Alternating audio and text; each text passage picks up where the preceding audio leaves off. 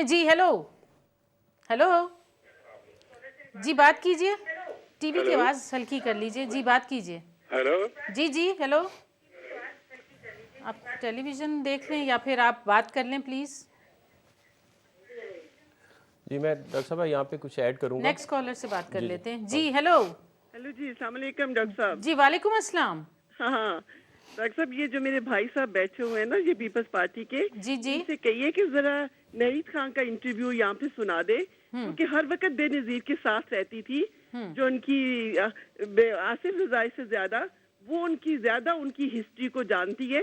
तो प्लीज जरा उनको लाके उनका इंटरव्यू सुनिए कि वो क्या कहती है आसिफ रजाई के बारे में। अरे बेनजीर को मुझे तो ये नहीं समझ आती जब ये कहते हैं कि हमारी फैमिली को मरवाया गया है, हमारे लीडरों को कत्ल करवाया गया है। ये कौन से लीडरों की बात कहते हैं? आसिफ रजाई के खानदान का कौन सा बंदा कत्ल हुआ है? ये तो बेनजीर फैमिली के लोगों को खत्म किया है या करवाया है या जो कुछ भी है, ये उनका फैमिली का तल्लक है जी। और सेकेंडली बात, ये जो इजाज मंजूर का कहते, तो डॉक्टर साहब मैंने तो आपके पहले प्रोग्राम में कह दिया था उसको पाकिस्तान नहीं आने दिया जाएगा, क्योंकि हुकूमत की सारी सच्चाइयां सामने आ जाती।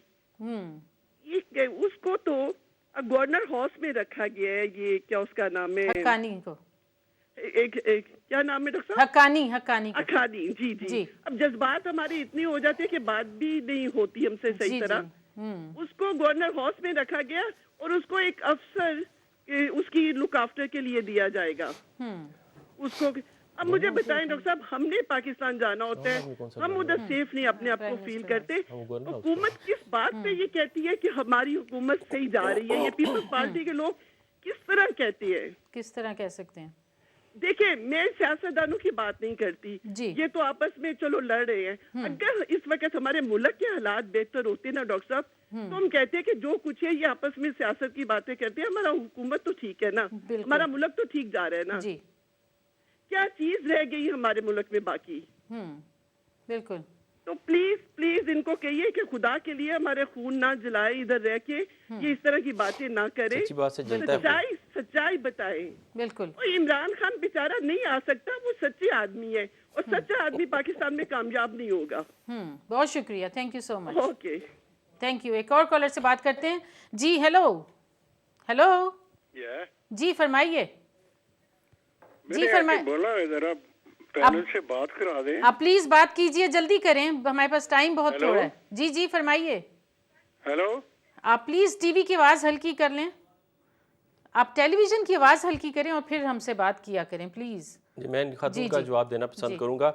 ये मेरी बहन है, बस ये खातून, इन्हें ये सोचना चाहिए, कहती हैं कि फैमिली क्या, इनके हस्बैंड का इनके साथ कोई रिश्ता नहीं है, इन दोनों में से खुदा ना खास्ता कोई, या मेरी वाइफ या कोई दुनिया, तो मेरी वो फैमिली का हिस्सा नहीं होगी।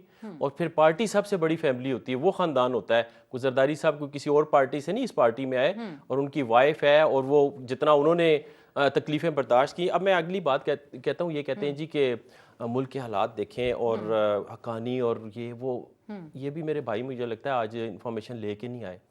अटार्नी जनरल ने कह दिया कि हमने वो अप्रूवल ले लिया है और अकरम शेख को ख़त भी लिख दिया। अकरम शेख ने ख़त मिलने से पहले ही ना हवा में टुल्ले मार दिए आके, और आर्मी का एक ऑफिसर उन पे डेप्यूट करेंगे।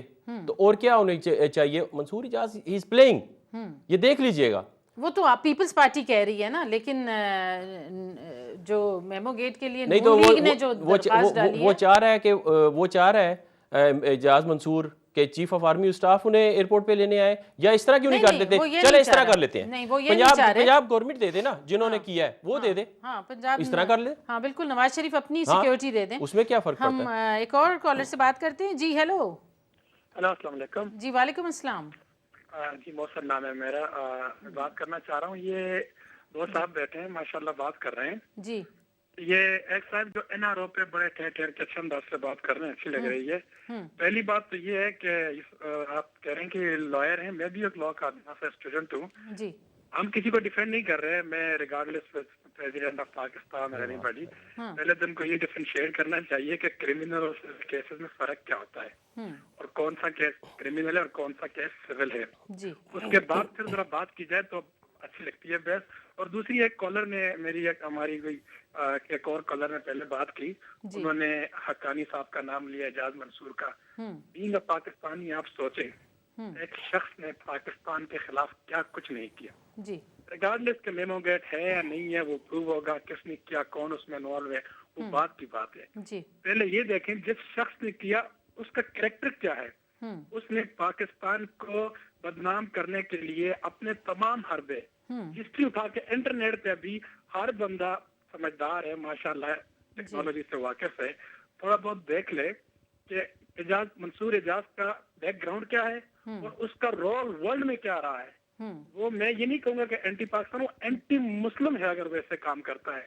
हमारी फौज अच्छा, को बदनाम करने के लिए बिल्कुल बिल्कुल पहले क्या कुछ किया है, अभी वो क्या रोल अदा कर रहा है। अभी बिल्कुल एक और ठीक है, काम, आपका बहुत शुक्रिया, थैंक यू, समझ आ गई आप क्या कह रहे हैं। एक और कॉलर से बात कर लेते हैं। जी हेलो। हेलो जी, अस्सलाम वालेकुम जी जी। वालेकुम अस्सलाम। जी, मुझे डॉक्टर साहब से बात करनी है। जी बात कीजिए प्लीज। जी डॉक्टर साहब, मैं ये बोलना चाह रहा था कि जी। ये जो कहते हैं कि जरदारी साहब जो है, काफी उनका मशहूर था, जरदारी साहब 10% कमीशन लेते थे, ठीक है जी। और अब और फिर वो जहनी तौर पे भी मेंटल थे। जी। एक जहनी तौर पे मेंटल इंसान सदर कैसे रह सकता है, मेरी ये समझ में नहीं आता। बिल्कुल जी, तो जरा इनसे पूछें, ये जो पीपल्स पार्टी के चमचे, मैं कहूँगा इनको हजरात को, जो ये इधर बैठे हैं, जो जरदारी साहब के बड़ी शान। बहुत शुक्रिया आपका, थैंक यू सो मच। आपने बिल्कुल ठीक कहा कि उन्होंने खुद कहा था कि डॉक्टर्स के लेकर आए थे कि उनकी जहन जो है इस काबिल नहीं है कि वो अटेंड कर सकें उनके। आपको शामिल करते हैं, किस तरह देख